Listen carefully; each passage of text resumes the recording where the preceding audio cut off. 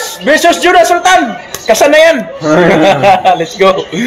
Sunod na po. Basi na kita mo. Lambos-lambosan na to na. Mas kursunada itong si Jonas One Punch Sultan kaysa kay John Nariel Casimero para palagan itong si Elijah Pierce dahil ito ay laban ng pagsubok at pagbangon sa ilalim ng isang promoter na Viva Promotions ni Brendan Gibbons. Mga kakwento, sa mundo ng boxing, bihirang mangyari ng dalawang boksingerong hawak ng isang promoter ay maglaban sa isang main event. Ngunit para kay Jonas Sultan, tila walang dahilan upang umiwas sa isang matinding sagupaan kontra yan sa kapwa Viva Promotions fighter na si Elijah Pierce.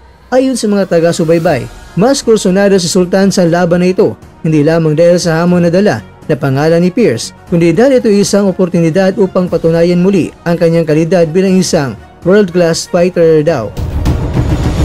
Una sa lahat, si Elijah Pierce ay kasalukuyang may momentum. Nagtala ng sunod-sunod na panalo laban sa mga kilalang mga Pinoy tulad ni Mike Plania, Arthur Villanueva at Michael Dasmariñas. Para kay Sultan, ang pagharap kay Pierce ay isang personal na misyon na ipaiganti ang mga kapwa Pinoy boxers na natalo nito sa pamamagitan ng laban na ito na isang ipakita na hindi basta-basta natitinag ang mga mandirigmang Pilipino at siya ay naniniwala na siya ang boksingero na may kakayahan na itigil ang pagdodomina ni